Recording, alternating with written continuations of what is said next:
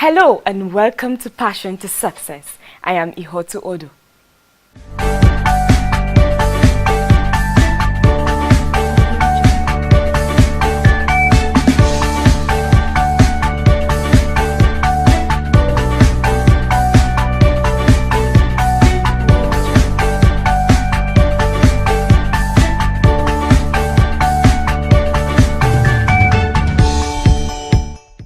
Entrepreneurship is a key factor in any economic activity.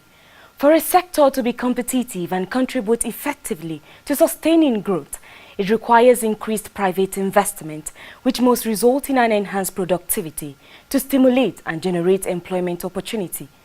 There is no gainsaying that Nigeria has long recognized the importance and valuable contributions of small and medium enterprises, SMEs, as a major source of new competition which can alleviate poverty, create wealth, generate employment and private sector development. The SMEs, especially micro-enterprises, have for long offered safety net for the survival of the poor, unemployed youths and women, including the emergent new poor. These SMEs have consistently served as a vehicle not only for the poor to raise their income, but acquiring and applying skills to raise productivity for indigenous and maybe multinational private sector growth, providing better wage earning opportunities for the majority of the polity that are poor, while raising national income. Entrepreneurship is a dynamic process of creating incremental wealth. The wealth is created by individuals who assume the major risk in terms of equity, time and career commitment, or provide value for some products. But value must somehow be infused by the entrepreneur by receiving and locating the necessary skills and resources. Passion to Success brings you inspiring profiles of people who dared to chase their dreams and turn their passions and hobbies into successful careers. Passion to Success is an initiative born out of a desire to fast-track the much talked about development in the society. Its focus is to transmit developmental messages and increase youth interest in nation building. On this maiden edition of the program, we take a journey into the life of an upcoming entrepreneur who bears her mind on the reason she delved into bead making.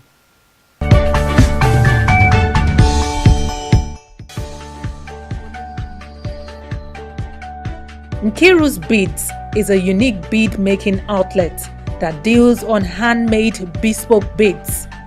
This outlet is owned by a young girl with clear vision and passion called Nkiru Nwosu. Her aim is to promote the African culture through bead making.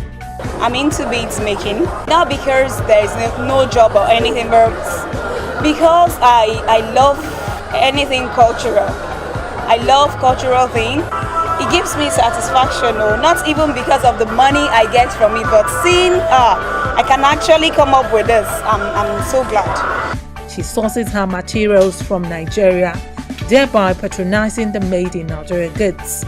She has trained a lot of bead makers in Abuja, paving way for women to own small businesses, especially that of hand skills. Bead making is very easy when you put in your interest into it. You know, when I finally got to know how to do this, I was so marveled. I was I just used the day to learn this. I've been able to pay school fees from this. You know, I have people I'm training. I have people that eat from this. I source the materials from Lagos. Nigeria made, none was gotten from US, wherever, foreign, no. All made in Nigeria.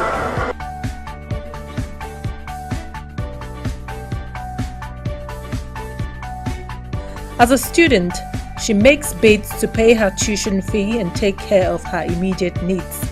Although Nkiru's greatest challenge is accessing capital to expand her bead making outfits. When I get more money, I get good materials. Good materials from foreign countries to produce, not this particular set. You can also combine, all those beautiful things they sell out there. A lot of women have sworn to have been inspired by her handwork and creative skills. Nkiru urges every lady out there to embrace hand-skilled jobs. My advice to every youth down there, every graduate down there looking for a job is to just create something for yourself. Look for something to do. Don't just sit down there waiting for. There are so much, a lot of things to do here in our country. Not necessarily sitting down at home waiting for a job. No, just put up something, create something, get yourself busy with something. It really pays. Then there is sewing. You can also get busy with making hair. So much. Don't be ashamed of anything. Just put up something. Get used to yourself. You don't need to sit down and watch while you wait time, whereas you have plenty things to do. Born in passion, Nwosu foots her bills with bead making, and interestingly, like you heard from her, she learned it in just a day. Now she teaches others how to make beads and also make money out of it. No matter how small you start, you will make it big. Though darkness is all around you, there's always light at the end of the tunnel. Now let's take you to the craft segment where we teach you how to make a clutch bag. Watch and learn. First, you need 3 pieces of Ankara fabric, adhesive glue, 2 extra pieces of the fabric, 3 pieces of cardboard, a pair of scissors, and of course this black thingy to hold your press together. And by the time we're done, we'll be coming up with something like this. Now the first thing you do is place your cardboard with 1 piece of the fabric and make sure that you have 2 centimeters gap between each cardboard on the fabric and glue it all around.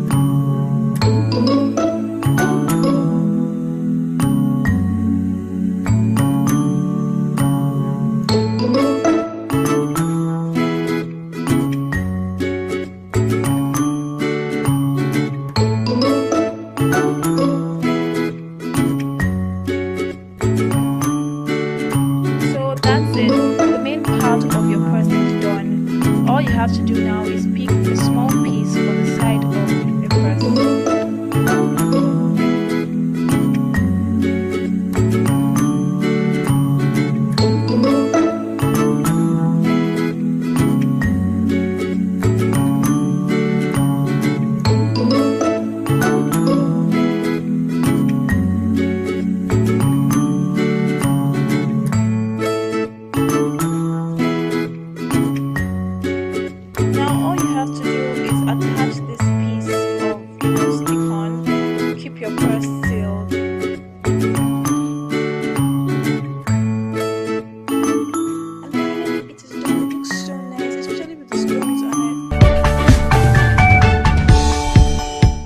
Hope you have learned a skill from the craft segment.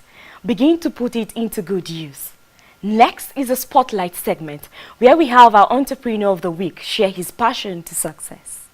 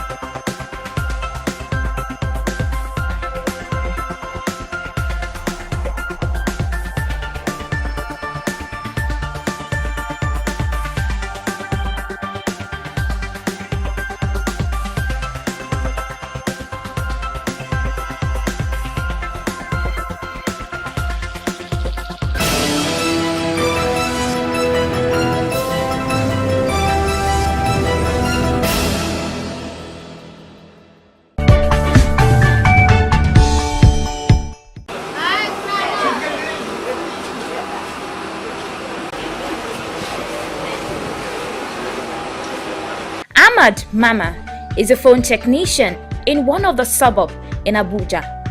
Aside being a phone repairer, he also doubles as a youth coach by teaching and training the youth on useful skills on how to be self-employed.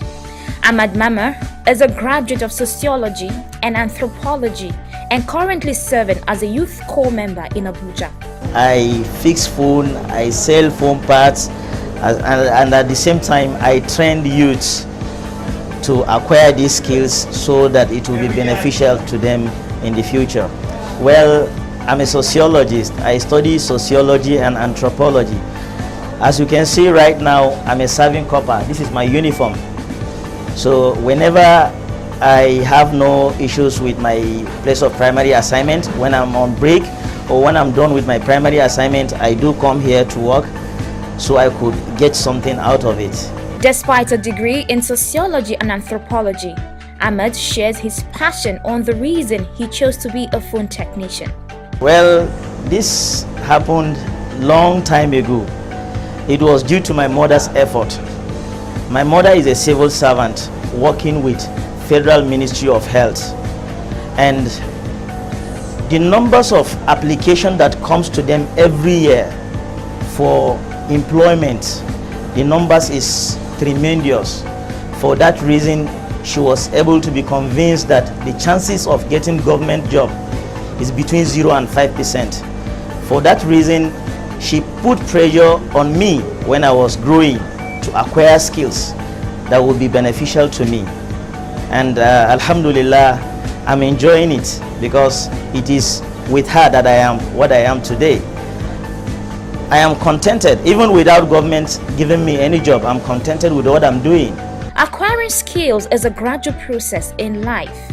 Ahmad first had his training under his master for some years before setting up his business. He has trained over 50 persons in the line of his profession. Ahmad Mama is contented with the level of success in his business, which paid his tuition fee, built a house, got married, and also fend for his family. He wants the youth to go for the skills before looking for capital to start their business. When I started as an apprentice with one Mr. Ibrahim. He's late now. And I only paid the fee for the training, as at then was 50,000 naira I paid then. That was 2003. And Alhamdulillah, I acquired the skill, and with the skill I was able to raise some funds to invest my business. I think, if I'm not mistaken, I have trained more than 50 youths that are doing very, very well today. Most of them are graduates. I have trained more than 50 youths, and I think that is something, because we have reduced unemployment to the government. It is with this job I sponsored myself. My family can afford to sponsor me, but out of what I'm gaining, I sponsored my education. I got married. I'm raising my kids, all with this business, and I'm contented. You fix the DC of this one, fix it to upgrade it to DC 2.5. Use the meter, and you come over, lose this phone, and then you change the screen. Ahmad, knowing the competition in the phone business around him, decided to be strategic in the dealing with his customers in order to secure their patronage. I am among the 10 people that have succeeded in this business, in this organization, as far as this place is concerned, because you know there is these economic policies that says the lower the price, the higher the income, the demand, I mean. So it is for that reason I do apply this to my business. Whenever I discover my colleagues are putting prices on their goods and services at some certain price, I will remove something out of it to generate more people. Ahmad's academic degree has helped shape his business acumen. I study sociology. Sociology is all about humanity, and it is for that reason I am able to kind of control my activities properly, because I study humanity. I have this idea of interaction with people, you understand, without having any issues, problem with them. Like other people that are into this business, they do have one thing or the problem every day, police there, case there. I have never had such issues, because all I will put all my positive effort to see that I satisfy my customers. Acquiring skills is a very important factor in reducing unemployment in the society. Ahmed, a phone technician, also revealed that he has other special skills he can delve into and succeed in it. I think I have up to 4 different skills that I'm expert in it. I have been a commercial driver. I drive people to different states. And till today, I'm expert in it. I can still go back to that business. I can build. I'm expert too in that field. So also this business. And at the same time, I'm a trader. I do go to Lagos, places like Jos, Kano. I bought all these phone parts. As you can see, most of them are in my show glass for sales. So I think with those things, if one can get one talent out of this which I'm having, is enough for somebody to rely upon. He insists on having a better startup capital before setting up a business. This, he believes, will give the business a better foundation. Ahmed wants the government to support with soft loans to enable him grow his business and fix the problem of electricity, which hinders productivity. Ahmed envisions better years ahead in his business if the government can support and encourage them to grow their business. Ahmed intends to train and empower youth and reduce unemployment in the country through his career. My mom tells me that nobody is born with talent. When she told me to go and acquire any skill, I was wondering. When I come to the person that trained me, when I see the way they work, I was afraid. But when I go back to my mother, she told me this, that the person was not born with that talent. Why wouldn't you go and acquire it? And Alhamdulillah, before the death of my boss, I was doing more than he was doing. I urge youths, those that are in the educational institution and those that are not opportune to be at the educational institution, to acquire skills. Like I said earlier, the government cannot provide jobs for everybody. So if one will have skills, I think that is enough to sustain someone for his period of life.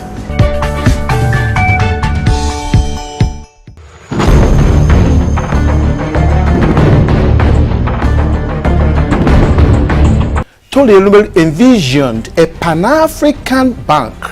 By age 27, Tony Elumelu was already the branch manager of Ulster Trust Bank, Port Harcourt.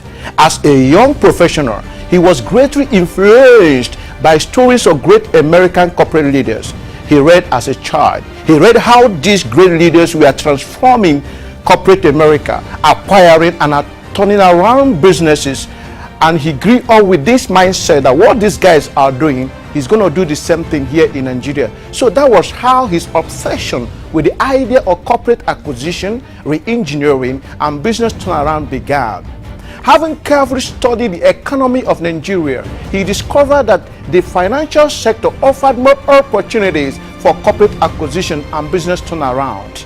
The first thing he did was to invite his two friends and former classmates and share with them the vision of the economy he saw ahead. They agreed on two things. One person was to go into the capital market and train as a stock dealer, while they will use 2 to 3 years to prepare for the business. 3 years after, the business has crystallized and they changed the name from Tony Simons to BGL, and Tony Elumelu became the founding CEO of BGA at 31. But something dramatic happened in 1997 when Tony Elumelu was only 34 years old. He led a group of entrepreneurs and they acquired an insolvent distressed crystal bank. They sat down together and crafted the vision and roadmap for the organization, where they wanted to be, how they were going to get there, the kind of customers they wanted to serve, the value proposition they would offer them. At the heart of their mission was a social vision to democratize banking in Nigeria. At the time, Nigeria had only 110 million population. Less than 10% of this population had bank accounts. So they believed there was a huge potential market and high untapped demand. Through the instrument and power of vision, this African capitalist and financial heavyweight has created enduring institutions, and through those institutions has generated jobs for many, revenues for government, and profit for shareholders. He is one of the most prominent investors in Africa's development space and a force to reckon with in the socio-economic equation of the continent. An economist by training, a legendary banker by profession, a doyen of corporate leadership and management by practice, a serial entrepreneur by calling. What lessons can we draw from this great African capitalist? Lesson 1. Look into the future and seize the opportunity that you see. You can't hit a target you hadn't first seen through the lens of your foresight.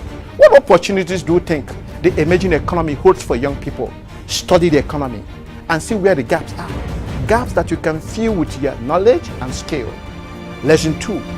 Articulate the vision and roadmap with trusted friends. Success is not a destination, but a journey. Who do you want to travel with? What is the vision? What is the mission? What is the strategy to get you there? In fact, who are your customers? Have you defined them? What are your value proposition? What are you guys going to do differently to generate a better result over your competitors? It is time to put on your thinking cap. Make this work. That is where the work is. Lesson 3. Get ready for the opportunity. Benjamin Disraeli said, one-time British Prime Minister said, the secret of success for a man to be ready when his chance comes. It is better to be prepared and not to have an opportunity than for an opportunity, what Winston Churchill call your finest hour, find you unprepared. How sad. Lesson 4. Don't settle yet. Though you've achieved some measure of success, never relax yet.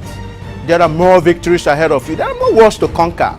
Erumelu didn't relax as a branch manager at 27. He didn't even settle as a successful CEO of STV. Yet he never rested after a highly successful career at UBA. Till date, he still dreams and pushes himself towards excellence. Let me ask you, what will be your own story in the next 10 to 20 years? This is Tochio Car for your storyteller, and I look forward to telling your own story in future. Thanks a lot.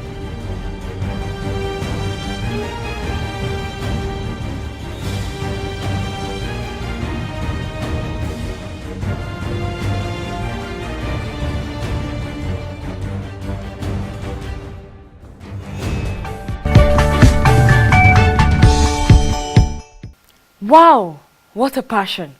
As humans, we are wired to want more, be more and achieve more. What we lose sight of is our incredible ability to rapidly manifest what we desire.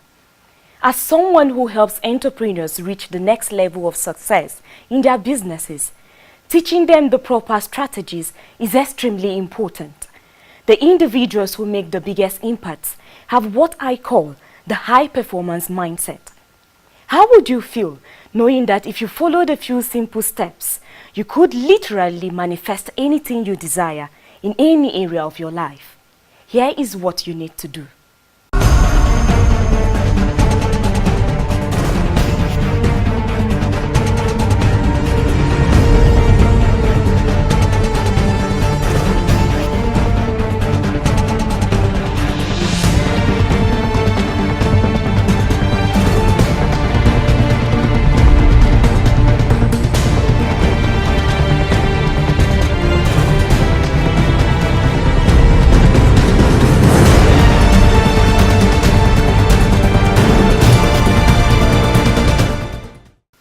That is how we round off the package for this week. Until we come your way next week, keep the passion burning.